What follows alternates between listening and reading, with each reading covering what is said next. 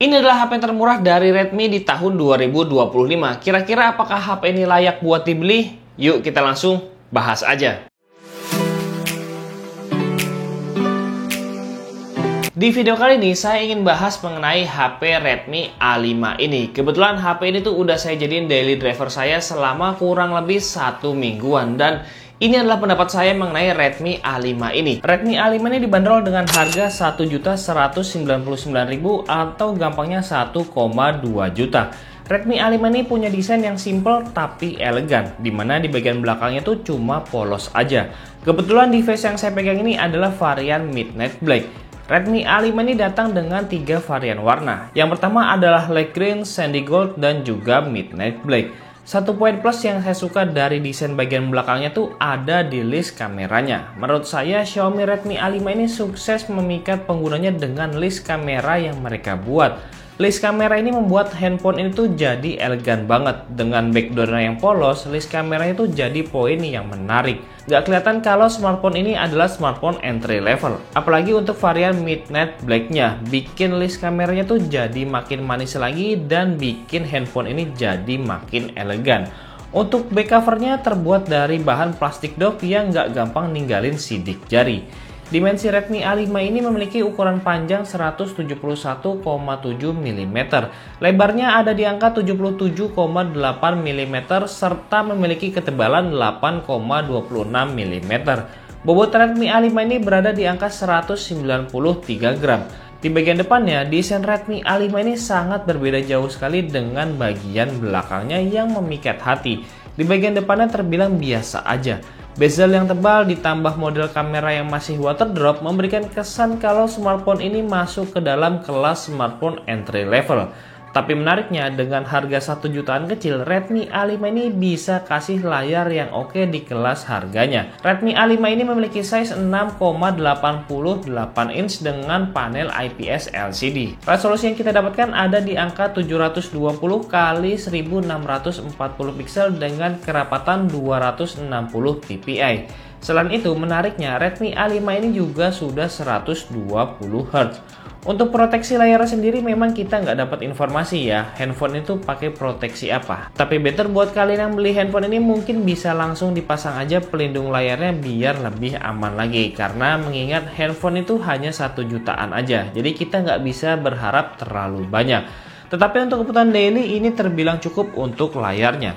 Untuk kecerahan layarnya sendiri, Redmi A5 ini ada di angka 450 nit. Walaupun belum terlalu besar, tapi di bawah sinar matahari kita tetap masih bisa lihat layar dari Redmi A5 ini. Selain itu, layar Redmi A5 ini juga mendapatkan 3 sertifikasi TÜV Rheinland yang membuat nyaman di mata penggunanya. Dan juga terdapat teknologi wet touch di mana kita tetap bisa menyentuh layar handphone ini tanpa kendala saat jari kita basah. Lanjut ke bagian kelengkapan portnya. Redmi A5 ini di bagian bawahnya terdapat satu mic, satu port USB Type-C, dan terdapat satu jack audio combo. Di bagian atasnya terdapat satu buah speaker. Redmi A5 ini tuh masih mono ya, dan posisi speakernya memang terbilang unik karena ada di bagian atasnya. Di bagian sebelah kirinya terdapat SIM tray yang tipenya lengkap, jadi kalian bisa pakai micro SD dan juga dual SIM-nya. Di bagian sebelah kanannya terdapat volume up and down dan juga terdapat tombol power yang sudah menyatu dengan fingerprint. Untuk kecepatan bacanya terbilang cepat, jadi lumayan lah ya untuk HP 1 jutaan. Tapi sayangnya untuk fitur NFC Redmi A5 ini tidak menyediakan. Tapi menariknya Redmi A5 ini memiliki fitur Face Unlock. Kecepatan bacanya dan akurasinya juga terbilang oke jika kita lihat harga dari Redmi A5 ini. Redmi A5 ini dibekali kamera beresolusi 32 megapiksel untuk kamera utamanya dan 8 megapiksel untuk kamera selfie-nya. Untuk hasil jepretannya terbilang bagus untuk di kelas harganya. Warnanya sudah ciri khas Xiaomi banget, detailnya juga masih dapat. Dan berikut inilah hasil foto-foto yang ditangkap oleh Redmi A5 ini.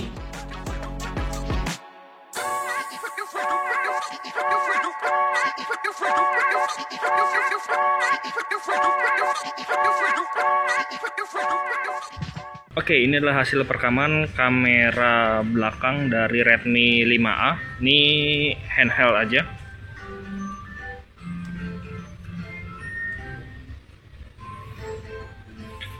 Jadi hasil perekaman seperti ini ya, dan suaranya ini saya nggak pakai mikrofon, saya juga biasa aja, nggak terlalu kencang dan ya ngomong biasa aja.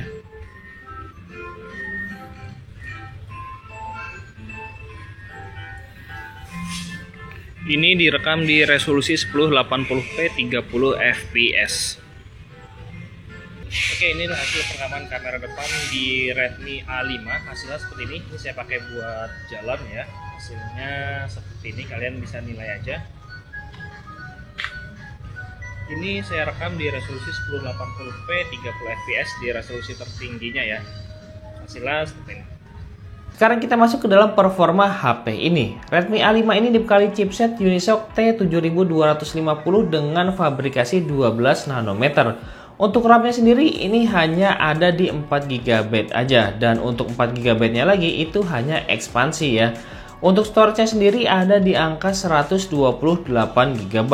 Untuk skor Antutunya ada di angka 253.275. Untuk hasil pengetesan menggunakan Geekbench mendapatkan skor 438 untuk single core-nya dan 1474 untuk multi core-nya. Pengujian menggunakan game Mobile Legends Redmi A5 ini tuh mampu menjalankan dengan baik. Di sini saya menggunakan grafis high.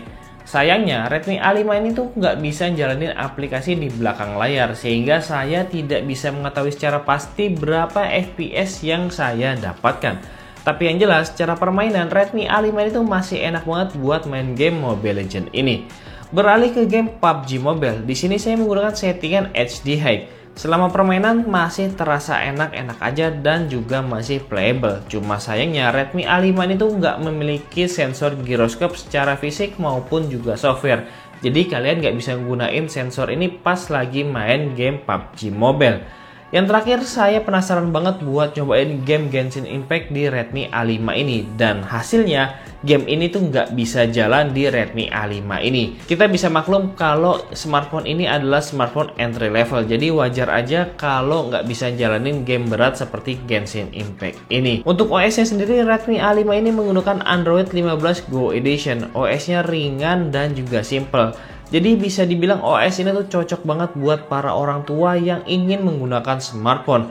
Gak banyak fitur yang aneh-aneh, tetapi untuk control centernya tetap mempertahankan seperti HyperOS.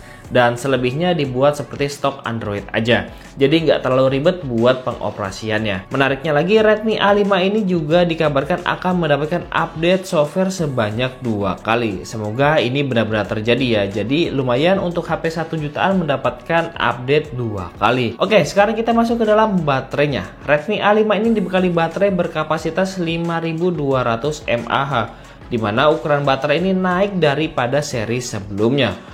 Untuk di kelas harganya, baterai Redmi A5 ini tergolong besar. Beberapa percobaan yang saya gunakan di sini, saya coba nonton YouTube selama 1 jam berkurang 7%.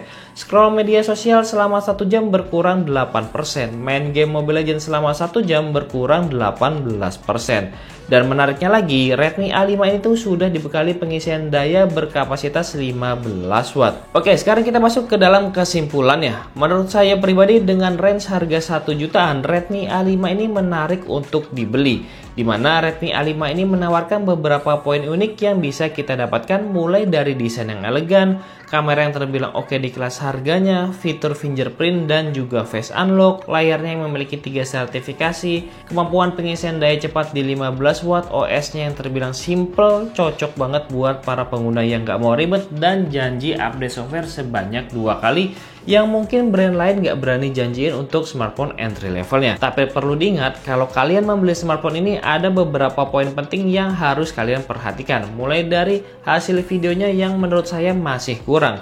Desain layarnya masih kelihatan murah, bezelnya tebal, speakernya juga masih mono, serta model kameranya yang masih menggunakan water drop. Tetapi smartphone dengan harga 1 jutaan kita nggak bisa menuntut lebih banyak lagi, karena biasanya di sini kita hanya bisa memilih dari segi desainnya aja. Oke, jadi mungkin cukup sekian aja pembahasan kita mengenai Redmi A5 ini. Semoga video ini dapat bermanfaat buat kalian semua. Apabila ada salah kata dalam penyampaian, saya mohon maaf. Sampai jumpa di video selanjutnya.